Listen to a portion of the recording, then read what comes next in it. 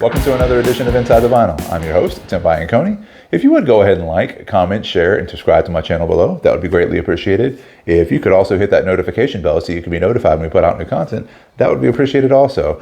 So I've started my live album series back up, and I just recently did one on the UFO album, Strangers in the Night. So I thought I'd keep it going and discuss another live album that is pretty highly regarded. However, I know some people have issues with this guy for his political views and all that kind of stuff.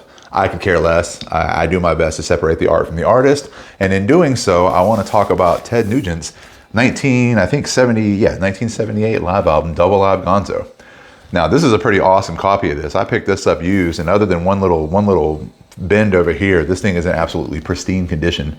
Now, again, I don't know. This isn't, I don't think this is a 1978 issue because there is a barcode on the back, and I don't think barcodes became a thing until the early 80s. But either way, still a really, really nice copy of this record. So I'd like to bring it on here and take a look inside. So anyway, there we go. Ted Nugent's Double Live Gonzo, front cover, back cover, each featuring the Nuge himself. All right, and if we open up the gatefold, we get more shots of Ted, and I think only Ted.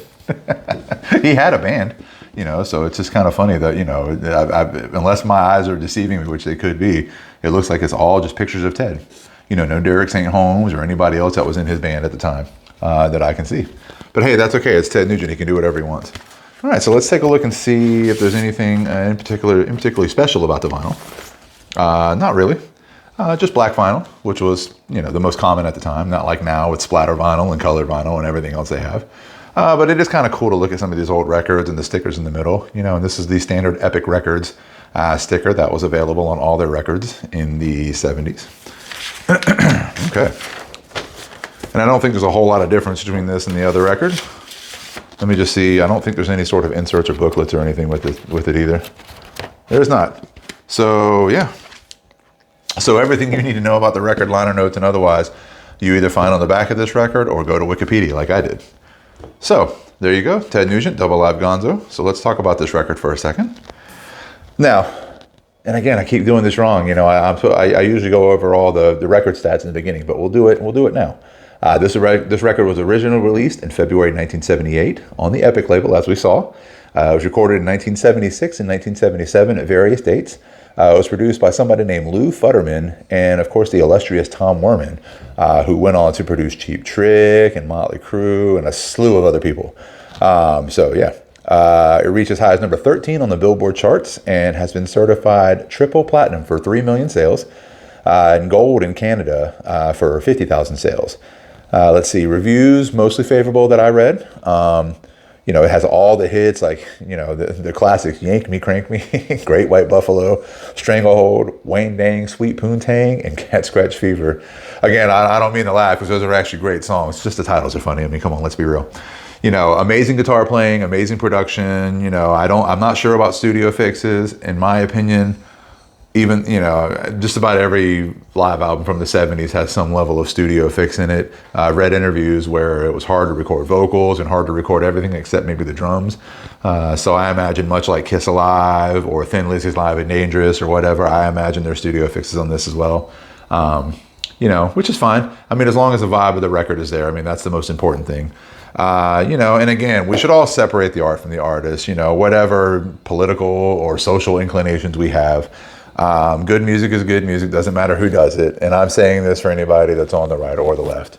You should really learn to separate the art from the artist. And I think most people do, but I think a lot of them just come on, just get on and say, I'm not listening to such and such no more because they feel this way, which is total bullshit. We're all still watching the NFL despite whatever Colin Kaepernick did 5 or 6 years ago or whatever. So, get over yourself and just enjoy the music, no matter what it is. So anyway. Sorry I got on that soapbox. This album, of course, I'm sure has been remastered and re-released several times on digital, in CD and whatever other formats. There's probably even a reissue of the actual record out there somewhere. I'm not sure. But check it out. This is a cool live album. Again, the production, the performances, everything on here is fantastic. And Ted Nugent is an amazing guitar player to this day. I saw him open up for Kiss in 2000 and he was just a total badass. So you can't go wrong with the Nuge. So check it out. And that's all I've got for you this time. Like, comment, share, and subscribe to my channel below. Hit that notification bell so you can be notified when we put out new content. Excuse me. I've got the rest of my live album series where we discuss live albums like Double Live Gonzo or Strangers in the Night or Van Halen Live Right Here, Right Now, whatever. I've got my Inside the Vinyl Lost Classics, which I hope to ramp up pretty soon when we talk about albums that I, kind of like that got lost in the shuffle or maybe lost over time or that should have been bigger, whatever. I've got my Unboxing the Vinyl series or unboxing series where we open up new albums, we open up reissues, we open up box sets. Sometimes those are CDs, sometimes they're records. It just depends on what's coming out. I've got some concert footage from various concerts and festivals over the last several years. I've also got some mediocre disc golf coverage starring some mediocre players like myself. And last but not least, I've been back in school for a couple of years working on a communications degree. And in doing so, I've created a couple of short documentary style videos that I've posted to my YouTube channel. One is about a disc golf player friend of mine, and the other one is a short one about our recent house fire that affected me, my wife, and our family.